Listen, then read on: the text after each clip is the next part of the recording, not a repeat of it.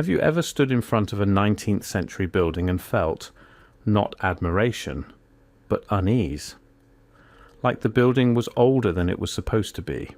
Like it had seen something, grand beyond any practical necessity, precise beyond any reasonable expectation. Like the official explanation, built in 1874, built in 1861, built by this architect for this purpose, didn't quite reach the bottom of what you were looking at. Because something happened before that. Something catastrophic. A reset so complete it buried the ground floors of buildings on every continent. You can see it in the photographs, first floor windows sitting at ankle height, swallowed by earth, in cities with no geological reason for it. Some call it a mud flood.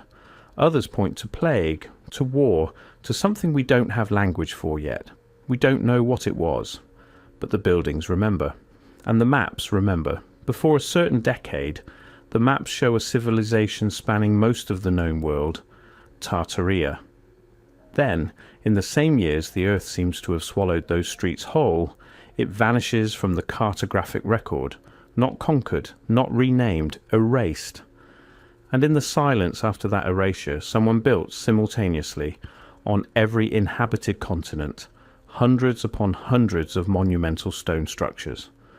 Post offices that look like palaces, train stations that look like cathedrals, courthouses with ventilation systems we struggle to replicate today, and asylums, asylum after asylum after asylum, that look, with an unsettling exactness, like every single one of those other buildings.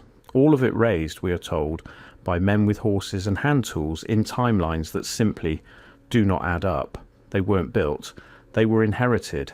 And if someone inherited the buildings, the question that nobody in the official record wanted to ask is what they did with the people still inside them. Where did they take the last Tartarians? Let me tell you what we're told.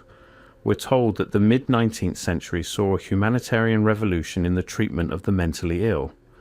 We're told that reformers like Dorothea Dix campaigned tirelessly to move the insane out of poorhouses and prisons and into purpose-built institutions. We're told that the Kirkbride Plan, a specific architectural philosophy developed by Dr. Thomas Story Kirkbride in 1854, became the dominant template for asylum construction across the United States and, remarkably, across much of the developed world. That's the official explanation, and it collapses here. Because when you actually look at the Kirkbride buildings, when you stand inside the ones that still remain, you are not looking at hastily constructed institutional housing. You are looking at the most sophisticated architecture of the era, grand staircases, ventilation systems of remarkable complexity, vaulted ceilings, decorative stonework that would have required master craftsmen working for years, steam heating systems integrated into the walls, gas lighting infrastructure threaded through stone corridors. These are not buildings that a fledgling post-colonial republic threw up in a decade to house its troubled citizens. These are buildings that were already there, or something very like them was. And here's the strangest part: the timeline doesn't work. The Kirkbride Plan was published in 1854. Within 15 years, hundreds of these monumental complexes had been constructed across the United States alone, at a time when there were no power tools, no steel frame construction, no automobile transport for materials, no national labour market.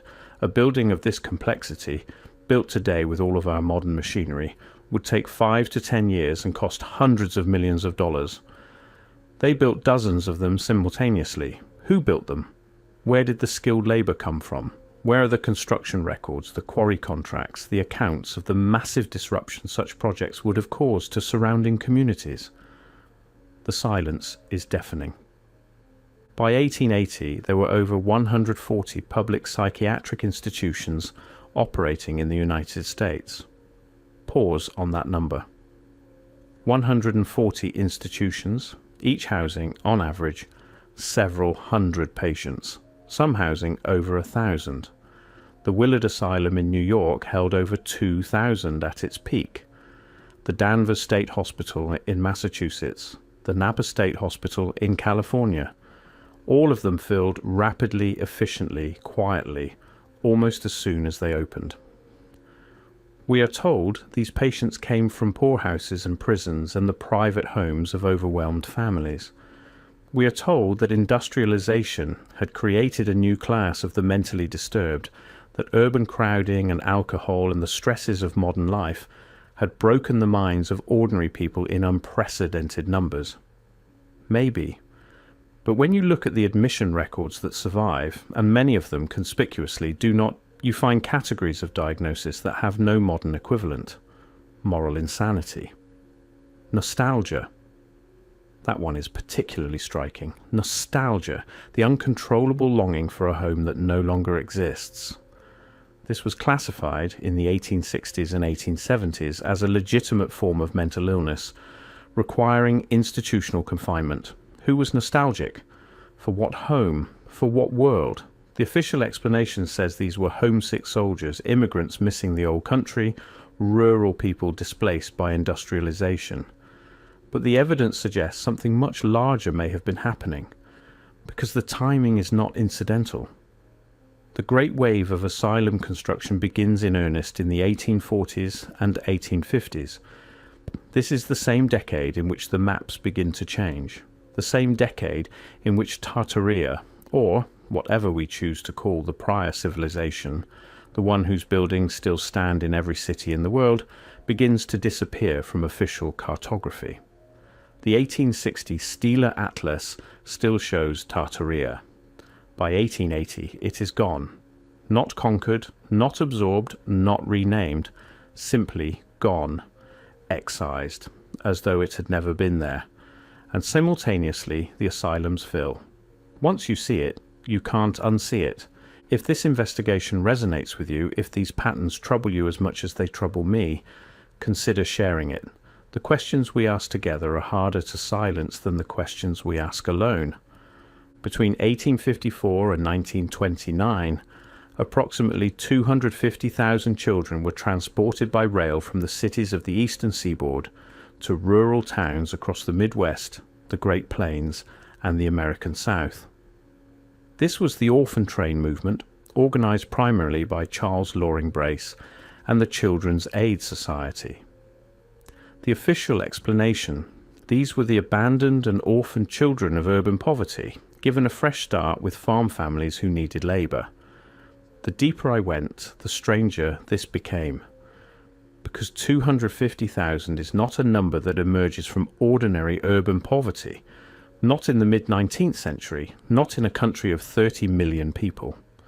The cities of New York and Boston and Philadelphia were not, by any reasonable demographic analysis, generating abandoned children at the rate required to fill those trains. Where did they come from? Some researchers, and I want to be careful here because I am presenting a pattern, not a conclusion, some researchers have noted that the collection points for orphan train children were frequently in the same neighborhoods, the same buildings, the very same institutional complexes that processed the newly arrived inmates of the asylum system. That the children and the lunatics, as they were categorized, moved through parallel bureaucratic channels that occasionally, uncomfortably, intersected. The children had no surnames in many documented cases, or they had surnames that were assigned to them upon arrival at the distribution points.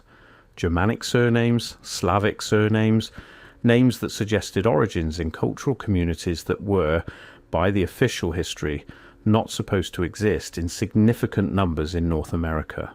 Not Irish names, not English names, not the names you would expect from the impoverished immigrant communities of 5 Points and the Lower East Side. Different names, older names, names from somewhere else. This raises a simple but critical question. If these children were truly the orphans of ordinary urban poverty, why did so many of them arrive without any documentation of prior existence?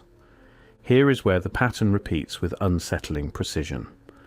In state after state, country after country, the story follows the same template. A large pre-existing structure, a structure that the local historical record cannot adequately explain, is acquired by the newly formed state apparatus in the 1840s, 1850s or 1860s. It is repurposed as an asylum, an orphanage, a workhouse or a poorhouse. A new face is put on an old building. New records begin. Prior records are absent. The Trans-Allegheny Lunatic Asylum in Weston, West Virginia. Construction officially began in 1858, but anyone who has examined the stonework, the hand-cut sandstone blocks, the foundations, the precision of the masonry, has noted what the official construction timeline cannot explain. The sheer volume of cut stone present in that structure represents years, perhaps decades, of quarrying and dressing work. Not 10 years, not 20. The labour calculus simply does not resolve. The Bethlehem Royal Hospital in London, Bedlam as it was known, has a documented history stretching back to 1247. But the building that stands, the building that was photographed in the 1850s and 1860s, the building that held thousands of patients in its long, echoing galleries. It was rebuilt, we are told, in 1815, in 3 years. A structure of that magnitude, in 3 years. The Charenton Asylum outside Paris, the Mirenberg in the Netherlands, the Bergholzli in Zurich. All of them massive, all of them appearing in the historical record with a suspicious abruptness. All of them, when you look carefully at the architectural details, displaying features that predate their official construction dates by generations. Not renovated buildings, not expanded buildings, buildings that were simply there. And then suddenly explained, and here's the strangest part, the architectural language of these institutions is identical to the architectural language of the civic buildings, the train stations, the post offices, the courthouses, the universities, that appear in the same period and that the Tartaria researchers have been documenting for years. The same Beaux-Arts details, the same impossible scale, the same ventilation systems, the same proportions. The official explanation says these were built by the same movement, the same reforming impulse of the Victorian era that simply loved grand public buildings. But why would the same architectural sensibility govern both civic grandeur and the containment of the insane? Unless the buildings weren't built for those purposes. Unless the buildings were already there, and purposes were found for them. Between 1820 and 1900, hundreds of utopian communities appeared across the United States, and, to a lesser extent, across Australia and South America. This is well-documented history. New Harmony, Indiana, founded 1825. The Oneida Community in New York, 1848. The Amana Colonies in Iowa, 1855. Brook Farm in Massachusetts. The Acarian communities of Illinois and Texas. The list extends to over 700 documented communities in North America alone. The official explanation. These were idealistic experiments in communal living, driven by religious enthusiasm, socialist theory, and the peculiar freedom of the American frontier. But look at the demographics. Many of these communities appear to have arrived already formed, not built gradually by converts and settlers, but appearing with their organizational structures intact, their trades already distributed, their buildings already functional. Visitors who documented them in their early years frequently noted with surprise how established these communities seemed, how little of the fumbling improvisation you would expect from a new social experiment was visible, and the skills. The Amana colonies were, from their founding, producing high-quality textiles, furniture, and precision instruments, not learning to produce them, producing them, as though the knowledge had been carried there from somewhere else, intact and complete. The Harmony Society of Pennsylvania, the Rapites, arrived from Germany in 1804 and within a decade had built 2 model towns of such sophistication that visitors compared them to the great cities of Europe. Then they dismantled everything and moved to Indiana, then moved again, leaving behind each time buildings that the next settlers could not explain and could barely maintain. The evidence suggests something much larger may have been occurring in these communities than simple religious utopianism. Were they refugees? Were they the communities that absorbed the last survivors of whatever had occurred, The mud flood, the plague, the great resetting, whatever we choose to call it, the people who could not be institutionalized because they still had too much knowledge, too much social cohesion, too much of the prior world still intact in them. And that's where the orphan trains become impossible to ignore again, because the distribution maps of the orphan train destinations and the distribution maps of the utopian communities are not identical, but they rhyme. The children were sent west, the communities were already there. And some researchers have noted carefully, tentatively, that certain community records from the 1860s and 1870s show an influx of children with no documented prior history, children who were absorbed quietly and without fanfare into the communal structure. Not documented as orphans, not listed as arrivals, simply present in the later records when they were absent from the earlier ones. And here is where the official explanation finally, definitively breaks. Because this was not an American phenomenon. In the same decade that Dorothea Dix was campaigning for asylums in the United States, similar campaigns were underway in Britain, in France, in the German states, in Australia, in Canada, in Argentina. The same architectural templates, the same diagnostic categories, the same sudden appearance of large pre-existing or rapidly constructed buildings filled almost immediately with populations that the demographic record cannot fully account for. The Yarra Bend Asylum in Melbourne, Australia, 1848. The Gladesville Hospital in Sydney, 1838. The Sunnyside Hospital in Christchurch, New Zealand, 1863. All of them following the Kirkbride logic, or something functionally identical to it, before Kirkbride's plan had been widely distributed, before the age of mass communication, before the telegraph had connected these continents in any reliable way. The pattern repeats with unsettling precision. How do you coordinate a worldwide institutional project in the 1840s and 1850s?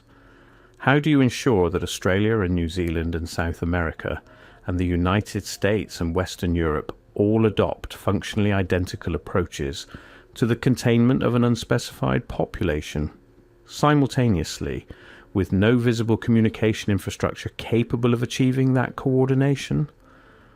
The official explanation says it was simply the spread of ideas through professional networks, through the circulation of texts and journals, through the natural diffusion of Enlightenment humanitarianism. But ideas don't build buildings. Ideas don't fill institutions. Ideas don't process 250,000 children through a railway network.